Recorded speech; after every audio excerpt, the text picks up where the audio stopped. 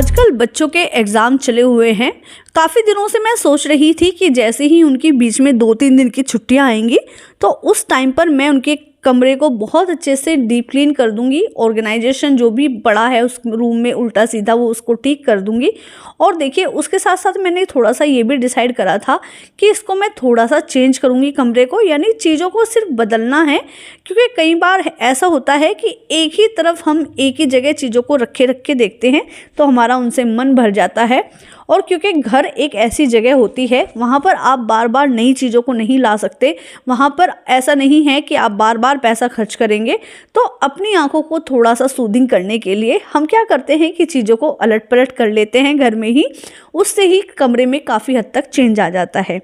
तो बेडशीट मैंने हटा दी है, एक नया ब्लैंकेट भी आज मैं इसके ऊपर लगाऊंगी। उसका रीज़न ये है कि अब ठंड बढ़ने लगी है और बच्चे कभी कभी यहीं पर रजाई में बैठकर पढ़ते भी हैं। तो इसी जो मैंने जुगाड़ बनाया था ना अपना बेड, इसी के ऊपर ही मैं एक और नया ब्लैंकेट लगा दूंगी ताकि यहाँ थोड़ी और गर्माहट बनी रहे।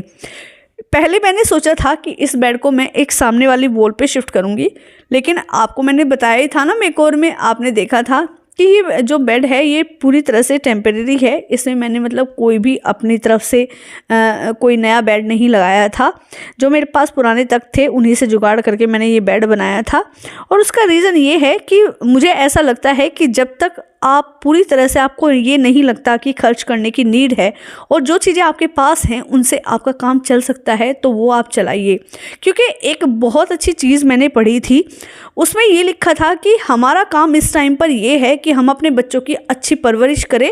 दिखावटी चीज़ों के पीछे अगर आप भागेंगे तो आप किसी भी चीज़ का आनंद नहीं ले पाएंगे, यानी हम बहुत अच्छे से अपने बच्चों को नहीं पाल पाएंगे। तो मैं ये चाहती हूँ कि इस टाइम पे तो जो मेरी असली मतलब रिस्पॉन्सिबिलिटी है, यानी अपने बच्चों को अच्छी परवरिश देना, वो मैं करूँ और उन्हीं के ऊपर खर्च करूँ, फिर चाहे वो पैसा हो या फिर वो समय हो।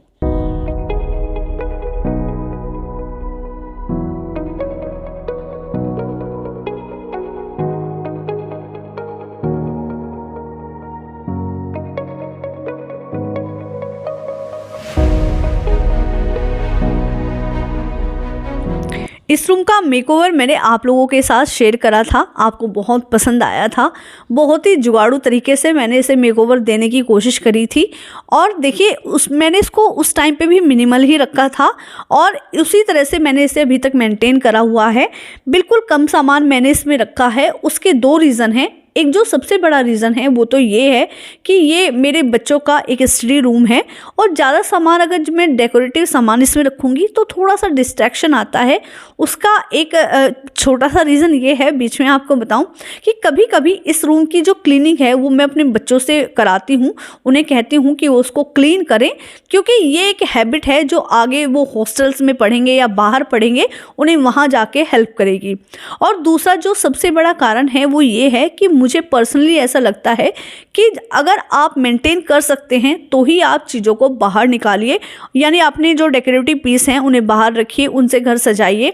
लेकिन अगर आपको ये लगता है कि आप बहुत ज़्यादा क्लीनिंग का अभी मतलब अपने ऊपर बर्डन नहीं ले सकते हैं, कोई हाउसमेड आपके पास नहीं है, कोई हाउस हेल्पर नहीं है, तो आप उतनी चीज़ों को बाहर डेकोरेटिव के लिए रखिए जितनों को आप अच्छे से मेंटेन कर सकती हैं। और क्योंकि इस टाइम पे मेरे बच्चों के एग्ज़ाम्स भी चले हुए हैं और मेरा घर काफ़ी बड़ा है और कोई हाउस हेल्पर मेरे पास नहीं है, और जितनी भी जिम्मेदारियां हैं 90% मैंने अपने कंधों पे ही ले रखी हैं, तो मैं उतनी ही चीज़ों का बाहर यूज़ करती हूँ, उतनी ही चीज़ों से घर को डेकोरेट करती हूँ जितनों को मैं बहुत अच्छे से मेंटेन कर पाऊँ। मोस्ट ऑफ दी चीज़ें तो मेरी अपनी DIYs ही होती हैं, आपने अच्छे से देखा ही है अगर आप पहले से मेरे ब्लॉग्स देखते हैं। जो भी हमारा वर्क प्लेस होता है, चाहे फिर वो घर का कोई भी हिस्सा क्यों ना हो, अगर आप बेड पे बैठ के काम करते हैं तो वो बेड भी हो सकता है। और देखिए अगर आप स्टडी टेबल पे बैठ के काम कर सकते हैं यानी करते हैं तो वो आपका स्टडी टेबल भी हो सकता है। उसका क्लीन रहना बहुत ज़्यादा ज़रूरी होता है, क्योंकि एक साफ़ जगह ही हमारे साफ मस्तिष्क यानी स्वस्थ मस्तिष्क का निर्माण करती हैं और हमारा काम करने में दिल लगता है। अपने इस स्टडी टेबल को आज मैं यहाँ से थोड़ा सा मूव करूँगी, यानी बच्चों की स्टडी टेबल टेबल को मूव करूँगी। एक्चुअली उसका रीज़न मैंने आपको बताया ही है ना कि चीज़ों को जब हम इधर उधर मूव कर देते हैं तो हमें चीज़ें नई लगने लगती है और एक जो बोरियत हमें उन्हें बहुत दिनों से एक ही जगह पड़े पड़े देखते हुए हो जाती है वो ख़त्म हो जाती है। तो सोफ़ा भी मुझे ये यहाँ से शिफ्ट करना है और सबसे पहले तो मैं इस जो स्टडी टेबल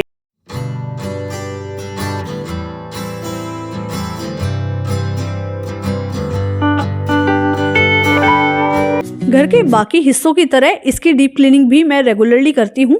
लेकिन देखिए जैसे ही हम चीज़ों को शिफ्ट करते हैं तो उसके पीछे से काफ़ी सारी गंदगी निकलती है और इसको हम कितना भी क्लीन कर लें, जब तक हम चीज़ों को शिफ्ट नहीं करेंगे ये जो गंदगी होती है ना इन्हें हम बहुत अच्छे से क्लीन नहीं कर सकते। तो इसके पीछे से काफ़ी सारी धूल मिट्टी निकली और ये तब हाल है जब बिल्कुल अच्छे से इसकी क्लीनिंग मैं करती रहती हूँ। जो वाइट फर्नीचर होता है इसकी जो मेंटेनेंस होती है बाकी जो कलर के फर्नीचर होते हैं उसके अकॉर्डिंगली थोड़ी ज़्यादा होती है, लेकिन इसको घर में रखना उतना भी ज़्यादा मुश्किल नहीं है अगर टाइम टाइम पर हम इसकी क्लीनिंग करते रहें। देखिए काफ़ी गंदगी इसके ऊपर से निकल रही है। डेली बेसिस पे आप नॉर्मल कपड़ा इसके ऊपर मारिए और 2-3 दिन के अंदर यानी अंतराल पर आप अगर कोलिन से इसे क्लीन करेंगे ना तो ये बिल्कुल साफ़ हो जाती है। अगर कोई हार्ड स्टेन लगा है तो आप थोड़ा सा गर्म पानी लीजिए, बिल्कुल हल्का सा गर्म होना चाहिए और उसमें आप थोड़ा सा कोई भी लिक्विड डिटर्जेंट डालिए या फिर आप उसमें चाहें तो विम बार वगैरह भी डाल सकते हैं और उसके साथ थोड़ा सा विनेगर डालिए और उससे आप क्लीन करिएगा तो वाइट फर्नीचर कैसा भी कोई गंदा क्यों ना हो वो एकदम क्लीन।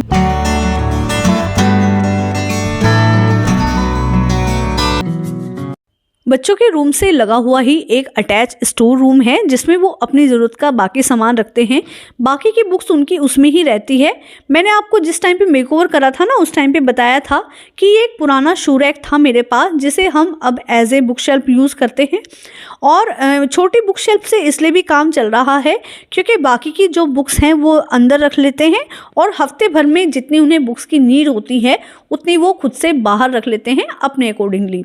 हालांकि इसे मुझे थोड़ा सा ऑर्गेनाइज करना पड़ता है, थोड़ा सा मेंटेन रखना पड़ता है। उसका रीज़न ये है कि इस टाइम पे क्योंकि जब बच्चों के एग्ज़ाम चले होते हैं तो उनके अंदर इतनी हड़बड़ाहट होती है, इतनी जल्दी होती है, उन्हें चीज़ों को ऑर्गेनाइज करने का टाइम नहीं होता है, जहाँ से जो मन करता है वो निकाल लेते हैं। तो मैं इन्हें थोड़ा सा ठीक कर दूंगी और इसके साथ साथ यहाँ की जो डस्टिंग है ये भी हो जाएगी। तो देखिए ये पूरा जो एरिया था वो बहुत अच्छे से डीप क्लीन हो गया है और जो चीज़ें मैंने यहाँ से उतारी थी बस वही इसके ऊपर मैं रख रही हूँ। यहाँ मैंने इधर लक्ष्मी माता को बहुत अच्छे से क्लीन कर लिया है, उन्हें मैं यहाँ विराजमान कर दूँगी और इसके साथ साथ ही यहाँ पर बहुत ही मिनिमल चीज़ें मैं रखूँगी, यानी जो उनका अपना सामान है उसे ही यहाँ पर एज ए डेकोरेशन कह लीजिए या एज ए ऑर्गेनाइजेशन कह लीजिए मैं यहाँ रखने वाली हूँ।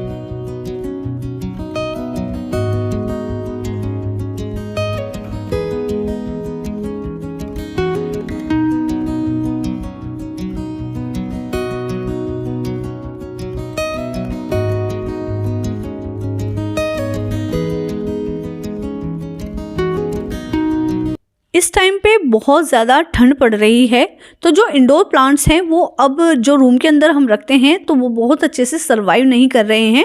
तो इस टाइम पे इसीलिए मैंने बस यहाँ पे क्या रखा है कि ये एक बैम्बू प्लांट रख दिया है, 2-3 स्टिक्स उसकी रख दी हैं और जो मेरे पास काउच था उसे सामने की दीवार पर यानी जहाँ विंडो थी ना वहाँ मैं शिफ्ट कर दूँगी। बहुत ही छोटे छोटे से चेंजेस करे हैं लेकिन देखिए रूम एकदम स्पेशियस हो गया है।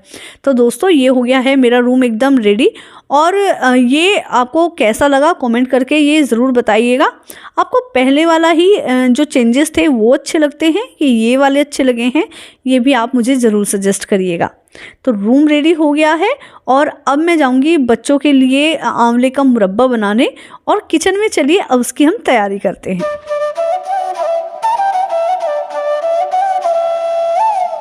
आंवले का मुरब्बा बनाने के लिए मैंने 1 किलो के आसपास यहाँ आंवला लिया है, बिल्कुल साफ़ सुथरा है। इनमें से 4-5 आंवले को मैंने यूज़ कर लिया था तो देख लीजिए उसके हिसाब से ये इतने कम होंगे।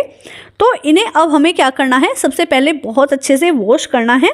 और वॉश करने के बाद इस तरह का कोई भी कांटा आप ले सकते हैं, कोई भी छुरी ले सकते हैं जिसके बहुत बारीक बारीक से आप होल कर सकें।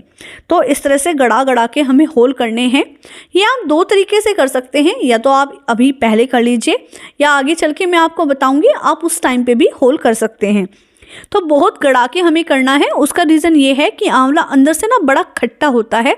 अगर होल हम कर देंगे तो जिस टाइम पे हम इन्हें चाशनी में पकाएंगे तो अंदर तक चाशनी जाएगी और इन्हें बहुत अच्छे से मीठा कर देंगी। तो सारे जितने भी आंवले मेरे पास हैं इन सब में मैं होल कर लूँगी। तो जितने भी आंवले थे मैंने सब में बहुत अच्छे से होल कर लिया है। और देखिए अब आगे हमें क्या करना है, हमें एक पैन में लेनी है मतलब थोड़ा सा पानी, बहुत ज़्यादा नहीं लेना है। और इन्हें हमें लगभग 3 से 4 मिनट के लिए उबालना है। और 3 से 4 मिनट के बाद जब ये उबल जाएं तो इन्हें आप ढक के छोड़ दीजिएगा लगभग 10 से 12 मिनट के लिए। और आप इनको आधे घंटे के लिए भी छोड़ सकते हैं और पानी में इन्हें ऐसे ही पड़ा रहने दीजिएगा। उसका रीज़न ये है कि जो एक्स्ट्रा खट्टापन है एक तो वो बाहर आ जाता है और जो आंवले हैं वो भी थोड़े से गल जाएंगे। तो आप आधे घंटे 1 घंटे के लिए आराम से छोड़ सकते हैं, जितने चीज़ में मतलब जितने टाइम में आप कंफर्टेबल हों उसके अकॉर्डिंग। अब देखिए आंवलों को मैंने बाहर निकाल लिया है और अब मैं इन्हें धूप में सुखाऊंगी लगभग 2 घंटे के आसपास। 2 घंटे सूखने के बाद आंवले का कलर कुछ इस तरह का हो जाता है, थोड़ा सा वाइट। और 2 घंटे से ज़्यादा आप इन्हें बिल्कुल भी मत सुखाइएगा। अगर लगता है कि धूप नहीं है तो आप पंखे के नीचे भी इन्हें सुखा सकते हैं। अब एक कढ़ाई में मैंने 1 किलो ही चीनी ली है और उसमें लगभग 1 गिलास के आसपास पानी डाला है। और इसे बहुत हमें मतलब ऐसे तार की चाशनी नहीं बनानी है। जिस टाइम पे लगे कि चीनी घुल गई है बहुत अच्छे से पानी में, यानी हमें थोड़ा सा जैसे हम रसगुल्ले की चाशनी बनाते हैं ना, बिल्कुल वैसे हमें इसकी तैयार करनी है। और उसके बाद हमें क्या करने हैं, जो आंवले हमने सुखा के रखे थे उन्हें हम चाशनी में डाल देंगे। और देखिए जैसे ही हम उन्हें चाशनी में डालते हैं तो 2-3 मिनट के बाद जिस तरह ही वो मतलब चाशनी खदकनी स्टार्ट होती है ना, तो जो होल हमने करके रखे थे वो इसके अंदर जो चीनी है वो पीना स्टार्ट कर देते हैं। एक तो मैंने आपको बताया था कि आप होल को शुरुआत में यानी बिल्कुल शुरू में कर सकते हैं, उसके अलावा आप होल को उबालने के बाद भी कर सकते हैं। और देखिए आंवलों का कलर चेंज होना स्टार्ट हो गया है। अब लगभग हम इसे टोटल 25 मिनट तक इसके ऊपर धीमी आंच पे पकाएंगे। बिल्कुल चाशनी एकदम गाढ़ी होनी स्टार्ट हो जाती है। और देखिए मैंने इसको लगभग 30-35 मिनट के बाद नीचे उतारा। ये डिपेंड करता है कि हम कितनी ज़्यादा मतलब क्वांटिटी में इसको बना रहे हैं, तो आप थोड़ा सा इसको चेक कर लीजिएगा।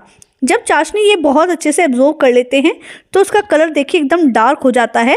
अभी इस टाइम पे ना जो चाशनी है ये एकदम मतलब थोड़ी सी लाइट है, ढीली है।